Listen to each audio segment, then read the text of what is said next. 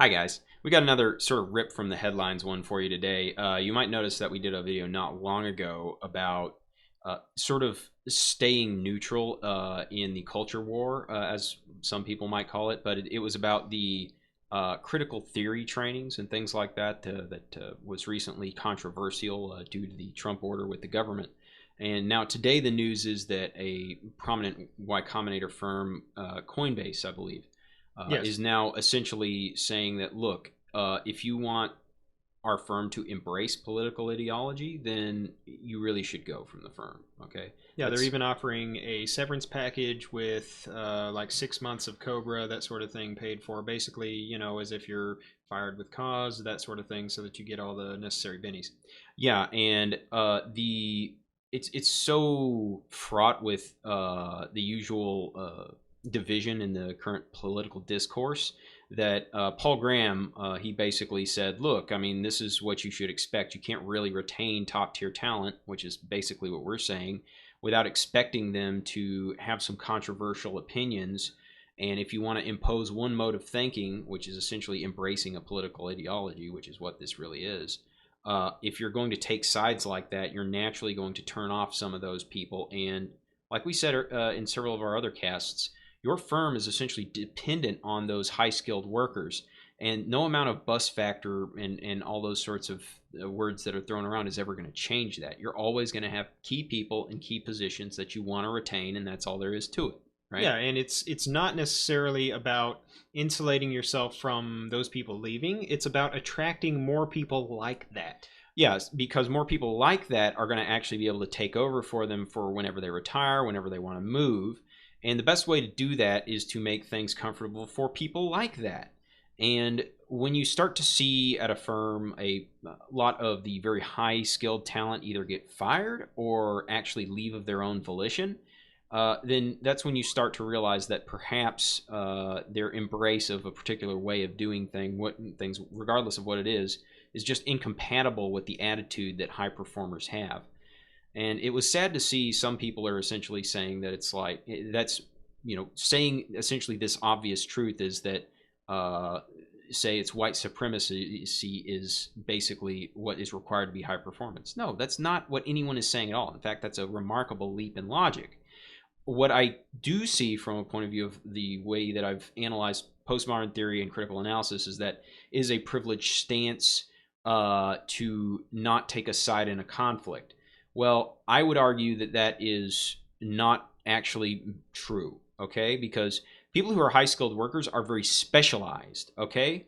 Which means that they are very strong in their area, but that usually means they are weak in other areas, okay? Right. Like, say if I'm a extremely good Ruby programmer or something, that shouldn't necessarily mean that I am well versed in any sort of political theory, or that, say, I've reasoned about this sort of thing. Like, I've dedicated all this time to researching this philosophy. I've researched that. I've researched what's going on in conservatism. I know about all these other sorts of things. I know about formalism. I know about that sort of thing. No, these people, like, especially if they're young, they have not had time to look into this, much less the motivation. And even if you're old and you're very good at your craft, there is nothing wrong with being rationally ignorant about politics. Right. Because the fact is, if you look at over the vast stream of most people who have ever lived lives, does knowing about politics really change that much for them? If you look at it, really it doesn't.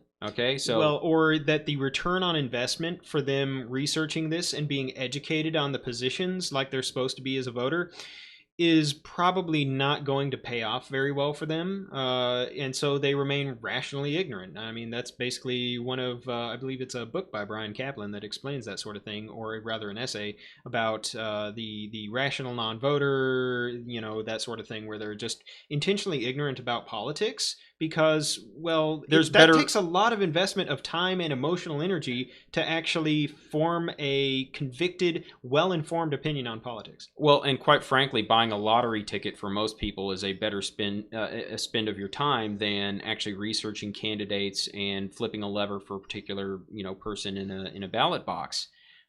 It's going to be a gamble at best, whatever political thing you try to vote for, right? So it's very understandable for people to just say, I think I can make more money doing something else, right? Yeah. And it's the same when it comes to this stuff in corporate, is that yes, it might be true that every single thing you guys are saying is right and that we're horrible white supremacists and all that stuff. It might be, just suppose that this is true, and obviously it's not, but even supposing it's true, that does not change the fact that everybody has to make a living, that everybody has to make money, and that resources are scarce, and the even more important reality that nobody else in the world is going to be aligned with whatever we think is right, and it is a global marketplace now, and we have to compete with these people. If we are allowing ideology to waste our time and divert our resources away from being more competitive, we will fall behind. Well, and ultimately, there's also an element of actions and words. Words can mean a lot. Beliefs, that sort of thing, can convey a lot of meaning. But if the person that is espousing those beliefs, whether they think that they're a bad, whatever, say they're a boogeyman as far as what their beliefs are, right? If they don't act on those beliefs, then do they really hold those beliefs, or is this really just an exaggeration or even projection? Yeah, what's actually going on here? Because, let's say you're taking the white supremacist example earlier. Well, I mean, they're not exactly, if they're not, going out and taking violent action in support of that, then I mean, well, how committed of a supremacist really are they? It's like in that movie, The Big Lebowski, when the anarchists are in the parking lot. No, the nihilists. Or nihilists, yes. They're in the parking lot, basically just, goofing off for the most part. And, the guy challenges them on their beliefs, and eventually is like, what kind of nihilists are you, man? Yeah. What kind of... At some point, you get those types of slings and arrows, whether it's a accusation that's that as dire as say that, or even less dire ones that's just basically like, well, you're an asshole, something like that. Well, okay, I mean, is he actually acting like an asshole, or are you just mad? Yeah, because most of the time you're just mad, because the fact is somebody's doing something that you don't don't want them to do, or they're not doing what you want, and you don't know how to make them do it. That's how most actual "you're a bad guy" interactions actually work out in practice. Yeah, and so whenever people are having these types of conflicts, from the management perspective or from the employee perspective, it's helpful to maintain a type of thought where actions are more important than words, because actions are going to demonstrate what their actual preference is. They can say what they want all they want, but if they act towards that and they back those words up with action, then you can definitely know that they mean it. Which is, I think, the most important reason we advocated sort of a temperate approach and to let things go with time, because revealed preference takes a while to actually figure out. If somebody says something that's horridly offensive or uncalibrated or out of step with current norms, then the fact is people make mistakes, and it's unlikely that they'll continue making mistakes unless it turns out that this is a deeply held belief. Yeah, like say you've got an Emacs user and he's deeply offended because this Vim user just keeps saying that Emacs user, I bet he likes Stallman too. Yeah. And if he keeps doing it, like say 2 weeks later, and just keeps jibing the guy for being an Emacs user, he may actually be a Vim supremacist. Yeah, exactly. I've got a hostile work environment because they're not doing WQ, man. Hey, man. But that's kind of a silly example, but it's using silly developer holy wars. But that's essentially what it is. If a situation is demonstrated continuously, then it's actually a problem. But the vast majority of the situations that people get worried about are really tempests in a teacup that had... Somebody was mad, and they wanted their feelings to be known that they were mad. Yeah, and then somebody escalates because they don't understand that's what actually is going on, is that somebody just needs to be mad. When what probably could have diffused the situation is what you do with any child or any other person that's being extremely emotional, which is acknowledge the feelings and be like, okay, I understand you're mad. Are you done? Yeah. basically. Pretty much. I mean, maybe not that blunt, but basically be like, yeah, I understand how you're feeling. I understand why you might feel that way. Yep. But And, the fact is that, people make mistakes, people say things. I'm never going to be the most, mind reader of a person that there ever lived. Some people are better at that than others, but. Well, and who hasn't been so angry or so frustrated at something that they've on a hair trigger and they've lashed out at someone, even if it's like nothing that's their problem. They're just mad. Yeah, that sort of thing happens. Yeah, that's sort of why I advise a lot of younger people, when they're upset about firing. Look, it's going to happen. So, if for no other reason other than your boss is mad at things entirely unrelated to you, and he's just taking it out on you because he can. Yeah.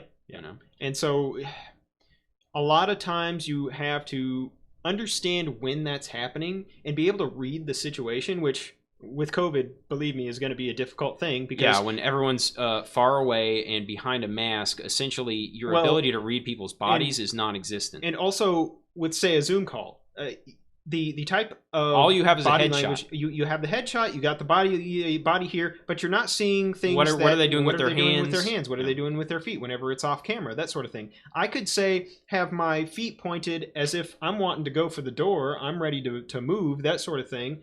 And if I'm not, showing you what the feet are, you might miss some of those subtext and cues. Yeah, I mean, you could see above the neck of me and not see that I'm actually very nervous about what I'm talking about, right? There's lots of sort of stuff, lots of little body language cues that people are missing. And I heard an example the other day of a person was in line for communion, socially distanced, several feet apart, and he saw a baby in a carriage. And normally, what happens when you see a baby is you smile at them, and they smile and giggle back at you because that's what babies do, right? Yeah. But the baby was masked, he was masked, the mom was masked. The guy smiled at the baby. No reaction from the baby. This stuff is going to seriously mess some kids up.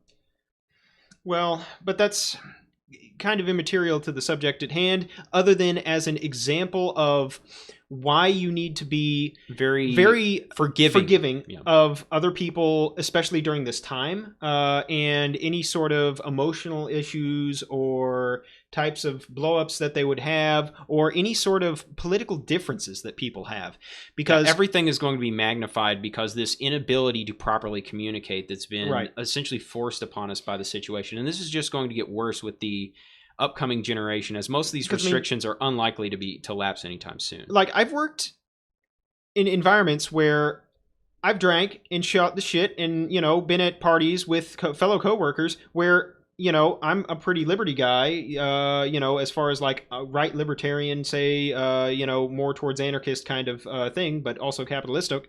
But I've hung with, full state, tanky communists as well, and drank with them and had a good time. And we've got along just fine when working.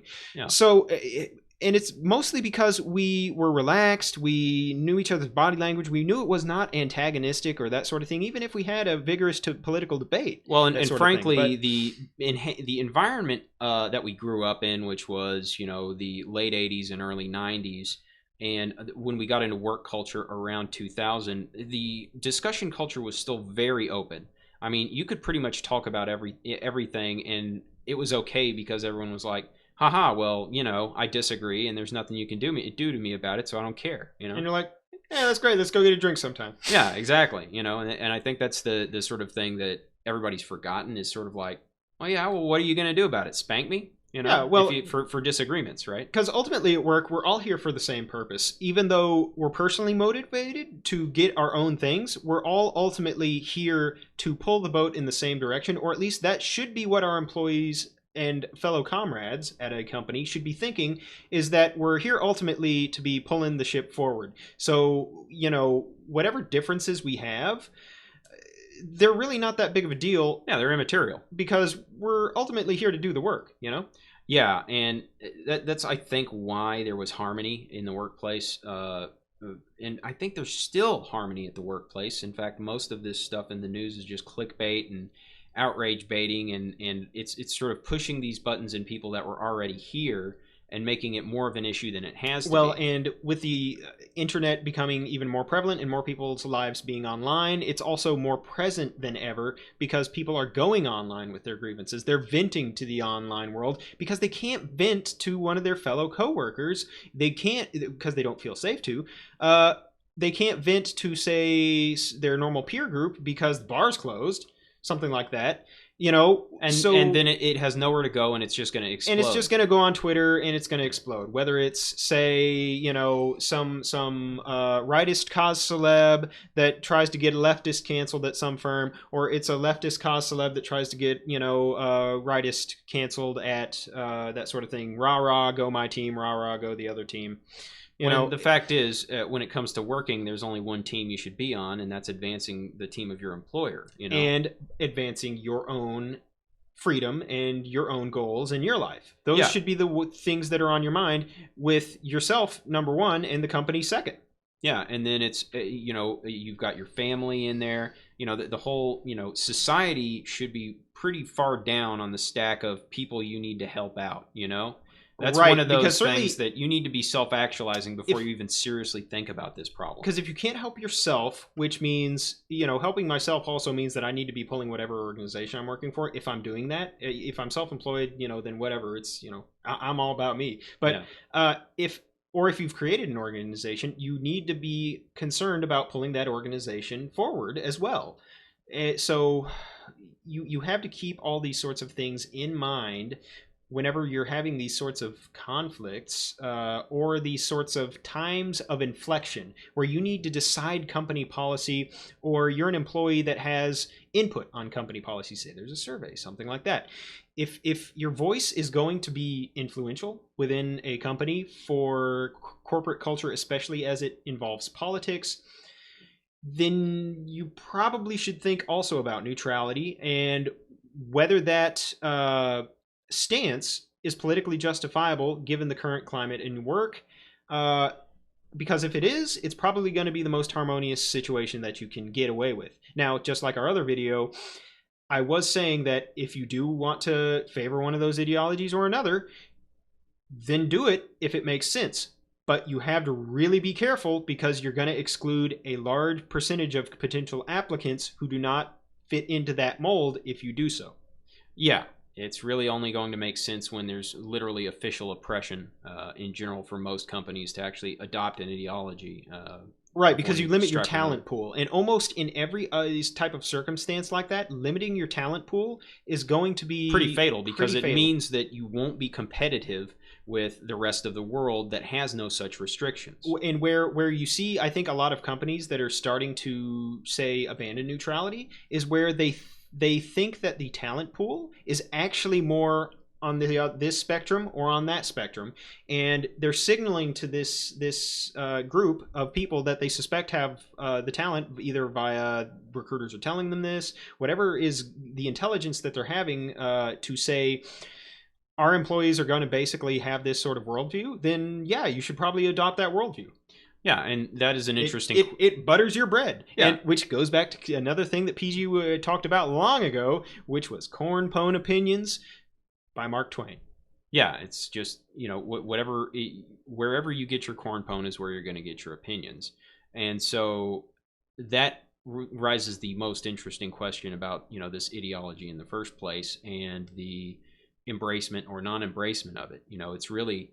It would be driven by the executives themselves, and the non-embracement would similarly be driven by the executive team themselves as well. So when you really look at it, it's going to be not actually ever going to be done because of a practical reason, which is going to be something like, well, we think all of the possible employees we would have are going to have this mindset, so we want to appeal to them, right? No, it's generally going to be done because I, as the executive team, feel like I'm a good person because I'm doing this. The rational processes are very unlikely to actually be used in making these decisions, unfortunately. Right, and where they usually got that opinion was because being this way was very successful for me earlier in life.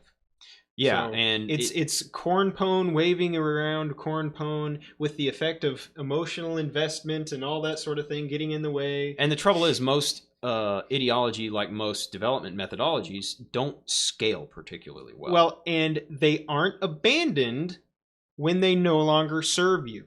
Yeah, and that's true in both the political and the personal realm. It's very rare to see the person who realizes that a strategy is not scaling or it's not paying off anymore. Like they say, we're always fighting the last war, right? Yeah. People don't really have to abandon ways of thinking that are hurting them until a crisis comes. Yeah, it's like a place that still uses UE2 when they could just use plain JavaScript now and do it in less code. Yeah, and so that to me is really what we're going to end off on is just sort of a call to action to always be re-examining your beliefs and whether they're still serving you and whether it's going to be useful to you or not. I think that if more people were actually doing that, they would realize that in general, neutrality is almost always the course you want to take because the vast majority of things in life, period, are just not going to affect you. Like, the other rip from the headlines thing I could say is, what's my opinion of the Nagorno-Karabakh war? I don't care. It's never going to affect me. I'm going to remain neutral in this conflict. Just FYI, okay? Right. It's halfway around the world. Why would you be concerned? I mean, if you even think about America, it's like, do I really even care that much what's going on in Washington when I'm in Texas? It's far enough away. It might as well be China. Well, and certainly from like the average person's perspective, most people have never traveled even outside their own home state. So, like in their own hyper reality, those other states may as well not even exist. They're only real insofar as the hyper reality that you have created about it not ever being been there. Yeah, and when you especially look at the U.S. job market, that's why I have regarded a lot of this embracing of political ideology as particularly dangerous because it's just essentially it's all concentration in large urban zones of leftist political ideology, and rightist is everywhere else in the hinterlands is sort of how it's distributed.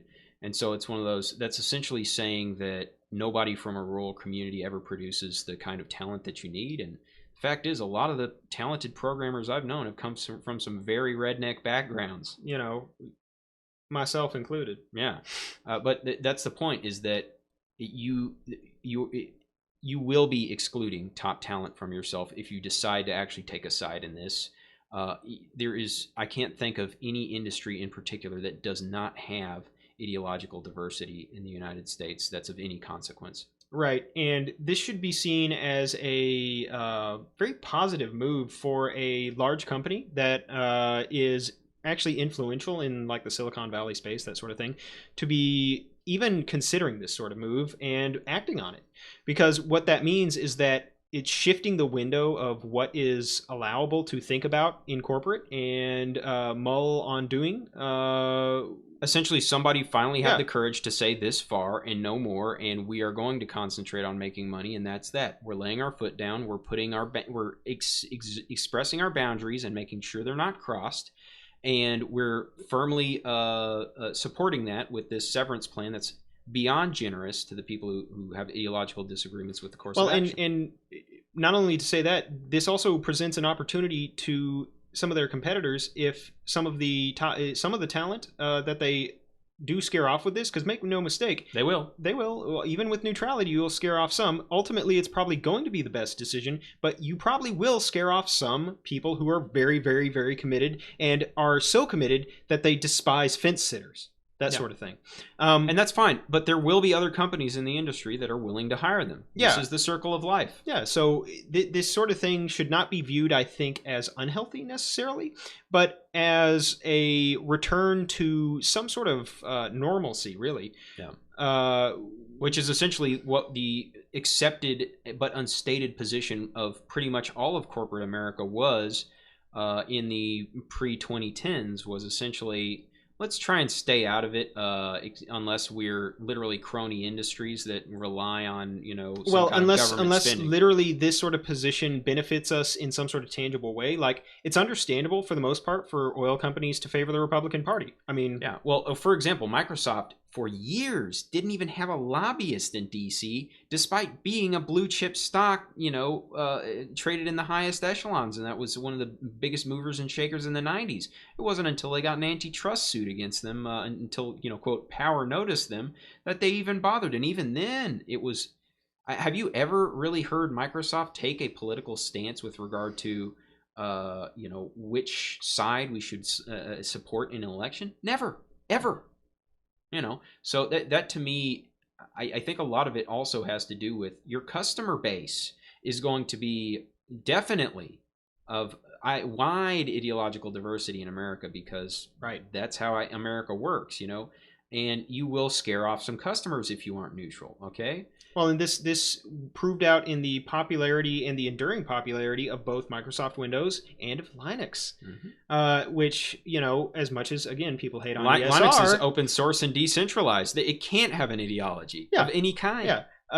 Which is kind of funny, despite efforts in recent years to impose codes of conduct and some sorts of ideology on a sort of opt-in basis.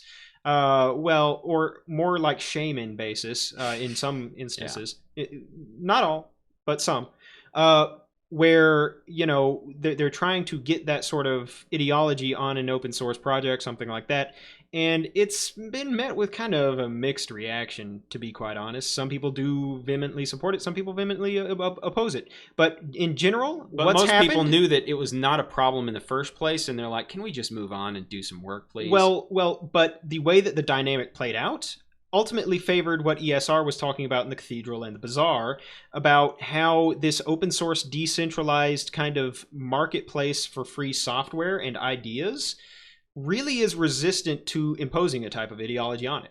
Yeah, and essentially you saw lots of projects get forked even over COCs, and it's still not clear what side is going to be particularly the ones coming ahead, but it's quite obvious that the very large, very successful projects are the ones that adopted the least radical COCs and that had the minimal disruption to whatever discussion and the tools that are surrounding their project. The Linux kernel COC is very difficult to actually have any problems with, in that it's, basically treat people like human beings and don't be a troll, Yeah, which is not terribly surprising that that works out pretty well, because it also took a long time to be adopted. It had a lot of deliberation. It had a lot of deliberation. And so if you generally do that sort of thing, instead of, having it kind of pressured on you or just adopting it voluntarily without the other contributors being consulted, something like that. Yeah, any kind of thing like that always has to be created by consent of the community, and I think that's what is restraining the worst excesses of any ideology actually infiltrating inside of the open source movement and more or less keeping it as freewheeling as it has been over the years. Because at the end of the day, the thing that open source values above everything else is, code talks, and the people who write code matter. Right.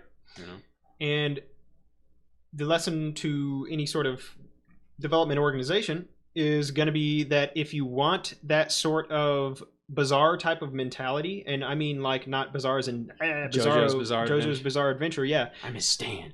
Yeah. Instead of that, more like a marketplace of ideas.